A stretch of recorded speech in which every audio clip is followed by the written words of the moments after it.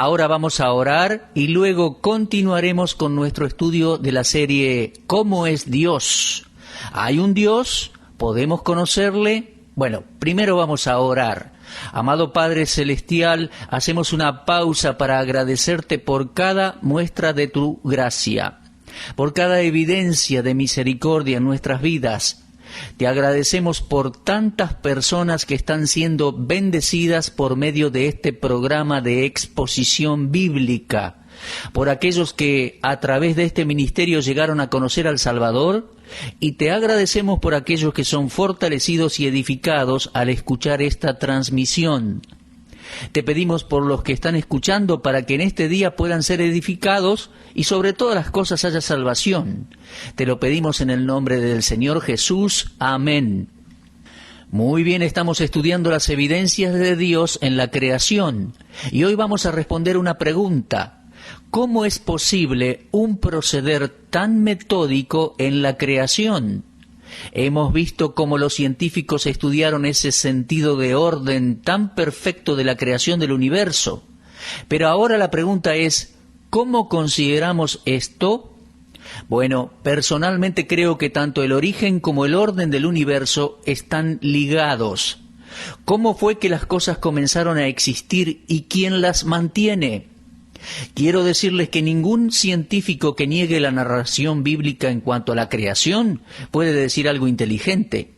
Ahora, yo no estoy tratando de probar que Dios existe a través de ningún proceso intelectual, ya que esto nunca se ha podido determinar de esa manera, y no creo que tampoco se pueda.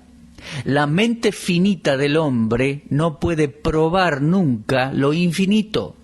Lo que quiero decir es esto. Tenemos un universo que funciona perfecta y ordenadamente. Si usted puede explicarlo sin tener en cuenta a un creador, hágalo. He buscado y he leído muchísimos libros científicos, y todo lo que encuentro son teorías y más teorías, conjeturas y desacuerdos. Pero cuando leo el primer versículo de la Biblia, me quedo satisfecho, ya que en el mismo tenemos una declaración afirmativa que no tiene paralelos. Es majestuosa. Dice, en el principio creó Dios los cielos y la tierra. Lo más importante de la Biblia es que está respaldada con hechos. La Biblia satisface la mente de las personas inteligentes y honestas. Yo siempre declaro la inerrancia de las Escrituras. Creo que una de las verdades fundamentales de nuestra fe cristiana tiene que ver con la palabra de Dios. Lo que el hombre piense en cuanto a la Biblia va a indicarme qué piensa en cuanto a Dios y otras cosas. Creo que cualquier individuo, cualquier iglesia local o institución que mantenga una posición firme en cuanto a la inerrancia de la Escritura y del regreso del Señor Jesucristo por los suyos, no será movida fácilmente.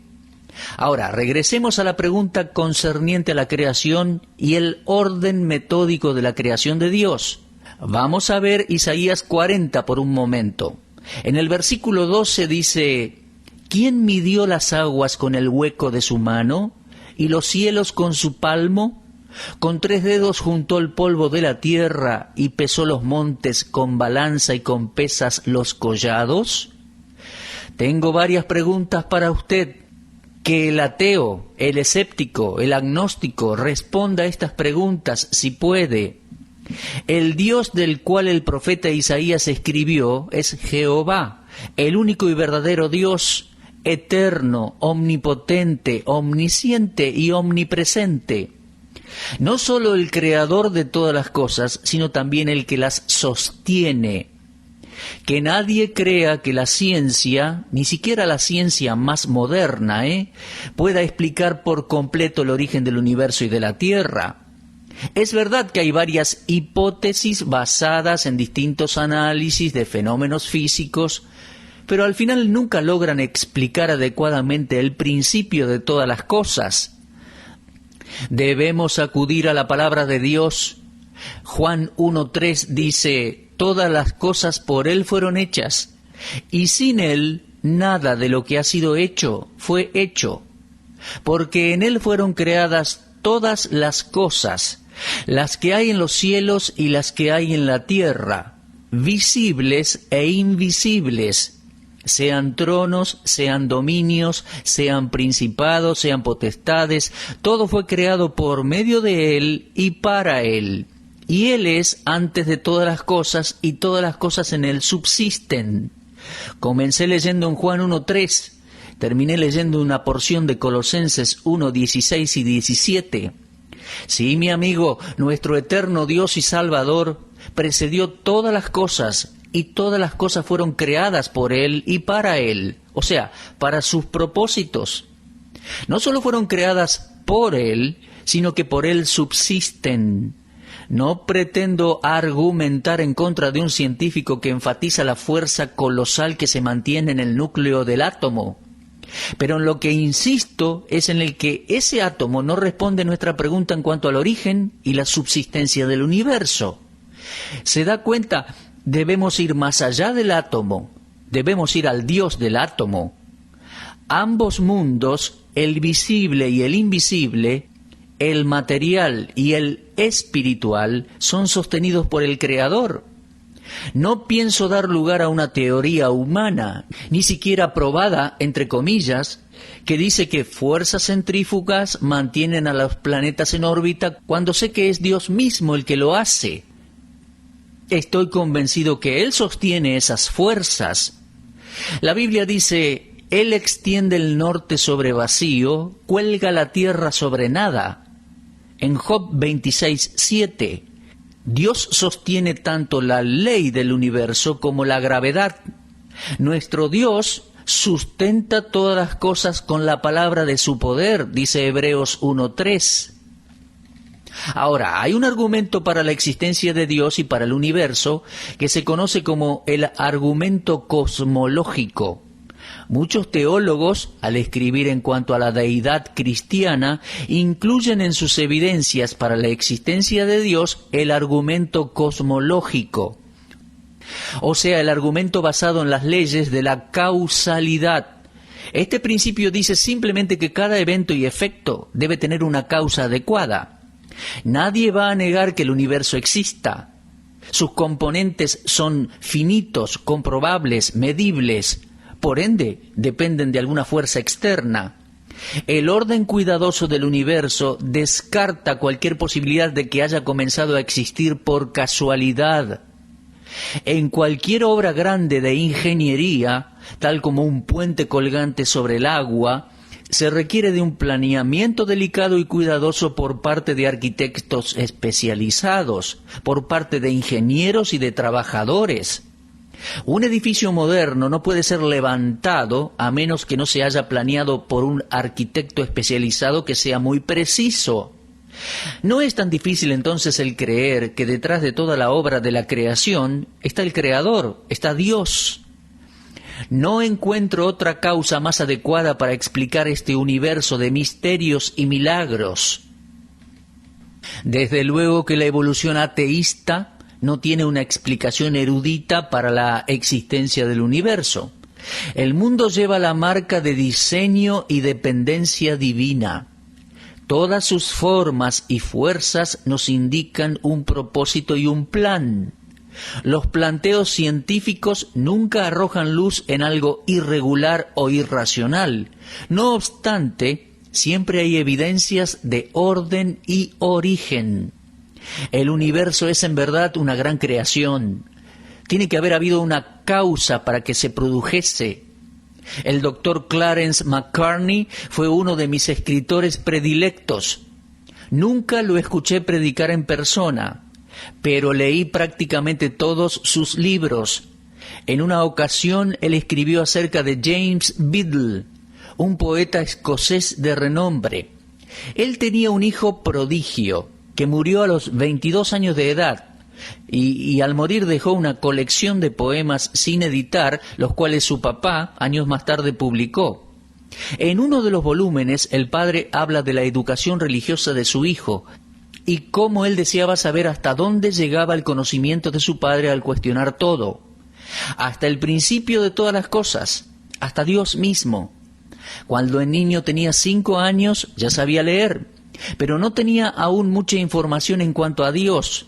Un día Su padre moldeó las iniciales del nombre del muchachito con semillas en el jardín de la casa. Y después de varios días, el chico fue corriendo hacia el papá para llamarlo. El padre sonrió y no le dio mucha importancia. El niño apresuró a su papá que fuera, que quería mostrarle algo. Al final, el padre se dirigió hacia el jardín y dijo: «Bueno, sí, ya veo, pero no hay nada extraordinario, es mera coincidencia». Y se dio vuelta para regresarse, pero el niño lo siguió y se aferró a su abrigo, diciéndole vehementemente que no podía ser mera coincidencia. Alguien tendría que haberlo agrupado o ordenado de esa manera. ¿Cómo pueden crecer mis iniciales en el jardín tan prolijamente y tan ordenadamente? A lo que el padre le replicó: ¿entonces piensas que algo tan común como tus iniciales no pueden ser productos de la casualidad? Y sí, respondió el niño, eso es lo que pienso. Entonces mírate a ti mismo, le dijo el padre. Mira tus manos, tus dedos, piernas, ojos. ¿No te parecen comunes en apariencia? Sí, dijo el chico. Entonces, ¿qué te parece? ¿Son productos de la casualidad? Le preguntó el papá. No, dijo el chico, no puede ser. Alguien tiene que haberme hecho. Y el padre le preguntó: ¿quién te hizo? Bueno, en ese punto habían llegado a lo que pretendían llegar con su cuestionamiento, que el niño pensara y razonara que todo lo que tiene un comienzo tiene también una causa, y que lo que fue formado con regularidad y prolijidad debe de tener una causa inteligente. Y entonces le dio el nombre de ese gran ser, Dios, quien lo hizo a él y a todo el mundo. Y el muchachito quedó convencido desde ese entonces. La Biblia dice en Hebreos 3:4, mi amigo, porque toda casa es hecha por alguno, pero el que hizo todas las cosas es Dios.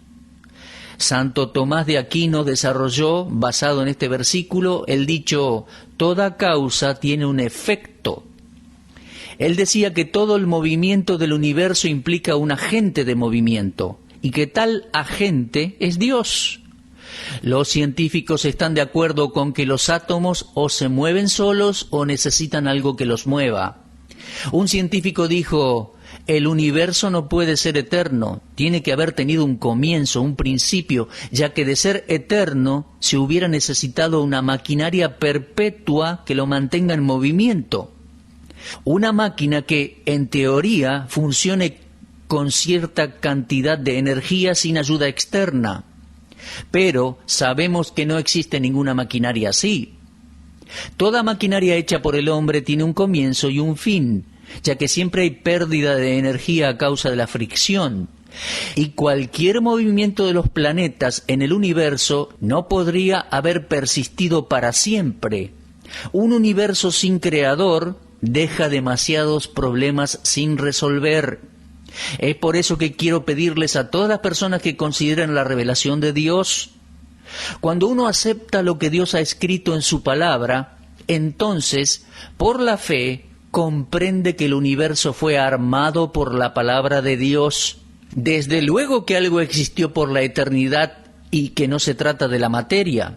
Como la materia no puede moverse espontáneamente, necesariamente un ser eterno, independiente del universo, debe haber creado y sustenta todas las cosas. Ese es el argumento cosmológico, causa y efecto. Yo creo que la Tierra y todo el universo fue creado por Dios. Ahora, existe otro argumento. Se trata del argumento antropológico. Antropología es una palabra empleada para describir la ciencia que trata varios aspectos del hombre. Permítame establecer mi premisa y luego seguir con el tema. La premisa es la siguiente: el estudio de los aspectos físicos y biológicos del hombre va a llevar a cualquier estudiante inteligente que tenga una mente abierta a creer en la existencia de Dios. Permítame decirlo una vez más: el estudio de los aspectos físicos y biológicos del hombre va a llevar a cualquier estudiante inteligente que tenga una mente abierta a creer en la existencia de Dios el Creador. Ahora, yo comprendo lo que es intuitivo para la mente sin la intervención del pensamiento. Por ende, quiero hablar en cuanto a esto. Creer en Dios es intuitivo. Ahora, para que algo sea intuitivo, debe ser percibido por la mente sin la intervención del pensamiento. O sea, no hace falta pensarlo. Pero en el caso de una creencia, ¿cuándo es intuitiva?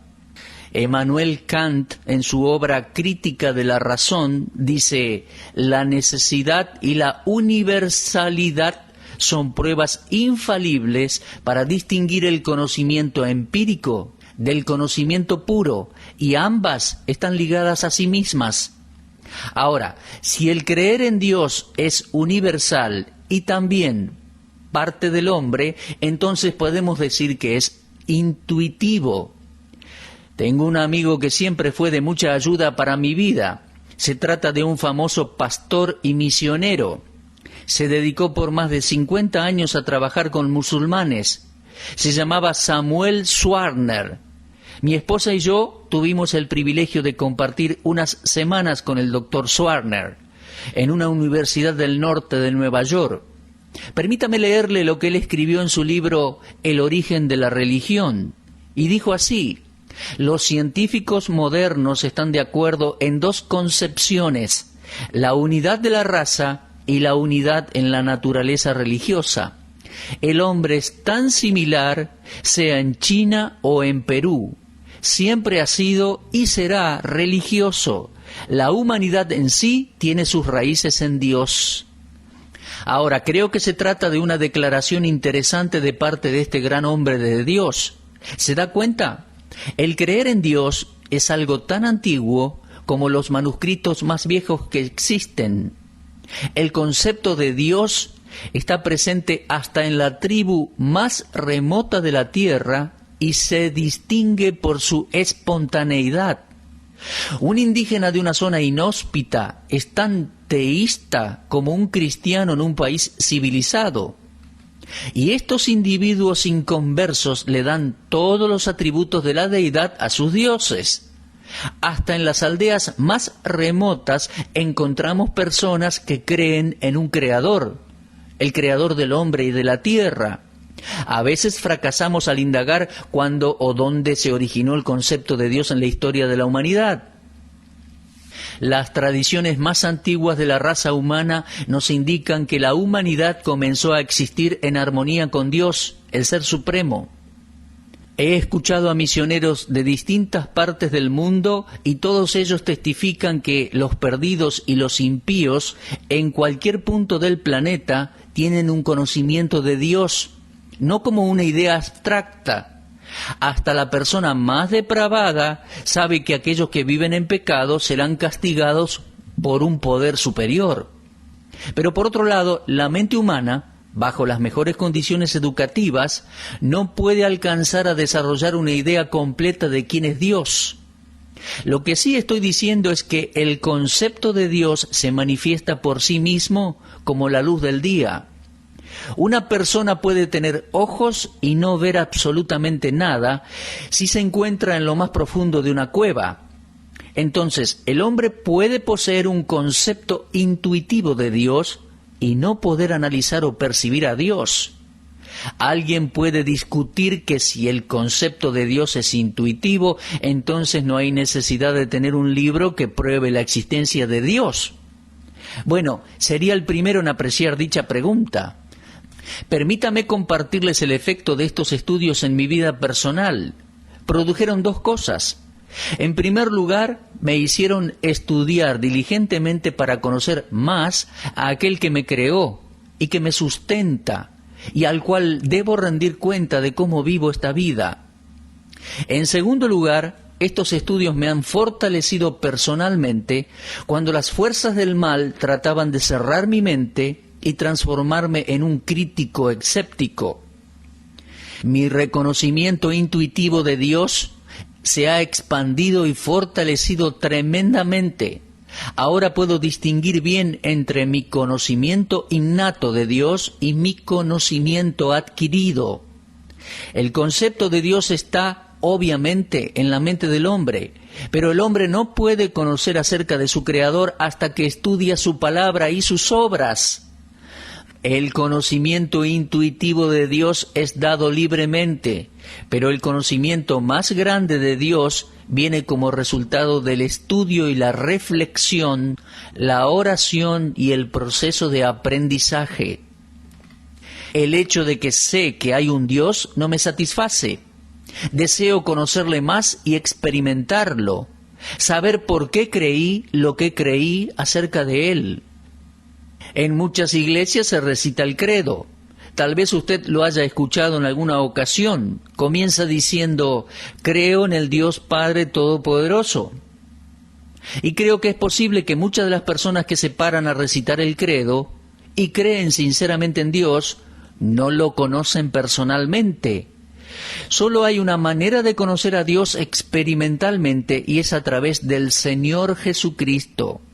Él dijo, yo soy el camino y la verdad y la vida, nadie va al Padre si no es por mí.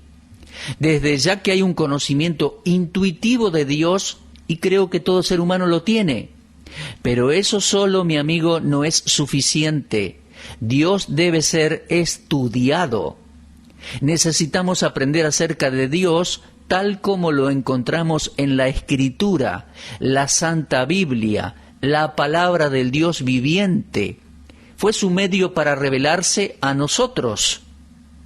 Ahora bien, ¿alguna vez ha considerado la adaptabilidad del hombre a la tierra? A lo que me refiero es que el hombre no puede vivir en ningún otro lugar. Cuando el hombre llegó a la Luna, se tuvo que utilizar un cohete especial y trajes especiales para cada uno de los astronautas. Uno no podría estar en la Luna sin estos equipos. Bueno, consideremos ahora la adaptabilidad del hombre a la Tierra. ¿Qué es la adaptación? Bueno, adaptación es la manera en la cual un ser viviente se ajusta o acomoda a vivir en cierto hábitat. Las agallas de los peces les permiten obtener oxígeno del agua. Los huesos livianos y ahuecados de las aves las hacen aptas para volar. La clorofila en las hojas de una planta usa la energía del sol para alimentar a la planta. Las pezuñas del camello le permiten caminar por las arenas calientes del desierto sin quemarse. Los ojos, oídos, manos, pies, pulmones, dientes, glándulas, el cerebro, el sistema digestivo y todas las otras partes del cuerpo humano le permiten adaptarse a distintos ambientes y ecosistemas. Vemos evidencias de adaptaciones por todas partes. La Tierra parece estar adaptada al hombre y a los animales y viceversa. El suelo está preparado, adaptado a niveles de producción altos para poder suplir de vastas cosechas. Los pulmones y el aire están adaptados el uno al otro. Como les decía, las aves fueron diseñadas para volar y los peces para estar en el agua. Hay adaptación en todas partes y de todas formas. Y la adaptación, la adecuación al medio, nos indica un diseño inteligente. La inteligencia y el diseño no son características de la materia, sino atributos de un espíritu vivo. Donde hay inteligencia, hay una mente, y a donde hay un diseño, el mismo debe ser resultado de la inteligencia, y para eso debe de haber un diseñador. Entonces, si la adaptación visible nos sugiere un diseño, hay que preguntarse, ¿quién es el diseñador? Amigos, la única respuesta es Dios, el creador y amo de todas las cosas. El concepto cristiano del origen del hombre se encuentra en la Biblia. Leemos allí en Génesis 2:7, entonces Jehová Dios formó al hombre del polvo de la tierra y sopló en su nariz aliento de vida, y fue el hombre un ser viviente. Bueno, nunca vi un experimento que haya analizado al cuerpo humano químicamente, pero sí sé que los elementos químicos del cuerpo humano se encuentran en la tierra. El hecho entonces de que el cuerpo humano procede de la tierra no debería sorprendernos. Tampoco el hombre puede vivir en las entrañas de la tierra, ni tampoco puede vivir a miles de kilómetros de altura sin un equipo especial. El Sol y la Luna han acaparado el interés de los científicos por sobre cualquier otro cuerpo cósmico. Hace más de 200 años, un famoso astrónomo inglés llamado William Herschel dijo que era posible que el Sol no estuviera habitado. ¿Escuchó? En la actualidad tal sugerencia sería ridícula, ¿no? El Sol no estaría habitado. La Luna, por otra parte, ofrece alguna remota posibilidad de que el hombre la habite. Pero dada la diferencia de presión atmosférica y de atracción gravitacional, esta teoría debe ser desechada. Tanto la masa como el volumen de la Luna son tan solo una fracción de lo que es la Tierra. La gravedad allá en la Luna es significativamente menor que en la Tierra. Por lo tanto, un objeto pesaría 6 veces menos en la Luna. Una persona caminando en la Luna rebotaría varios metros por cada paso que dé. Es algo magnífico, es algo sobrenatural para nosotros. Por otro lado, cuán naturalmente está el hombre adaptado a la Tierra. Creo que estos datos son importantes e interesantes. Nos dicen algo. Nos dicen que no somos criaturas casuales, no somos frutos de la casualidad, sino que Dios, quien creó los cielos y la tierra, puso al hombre en ella, en el planeta Tierra. Dios tenía un propósito al ponernos aquí. La tragedia más grande que le puede suceder a alguien es vivir y morir sin descubrir el propósito por el cual Dios nos puso en este planeta. ¿Cuál es el propósito para su vida? Mi amigo, Dios le ha creado y quiere salvarle, y Él tiene un plan y un propósito para su vida. Salvarle del pecado y de todas las consecuencias que el pecado trajo sobre nosotros, Por eso Él envió a su Hijo Jesucristo a la tierra. No lo mandó a ningún otro planeta. Y Cristo no murió por otras criaturas en otros planetas, si es que las hubiese. Él murió por la humanidad en la cruz. En su sacrificio allí en la cruz murió por la raza humana de Adán. Pagó por nuestros pecados y resucitó triunfante de entre los muertos. Mi amigo, si usted nunca ha recibido a Cristo como su único y suficiente Salvador, recíbalo ahora. Y no solo pasará a conocerle, sino que pasará a conocer al Dios de la Biblia, el Dios y Padre de nuestro Señor Jesucristo. Muy bien, veo que se nos ha terminado el tiempo. Muchísimas gracias por habernos acompañado y será hasta entonces, si Dios quiere.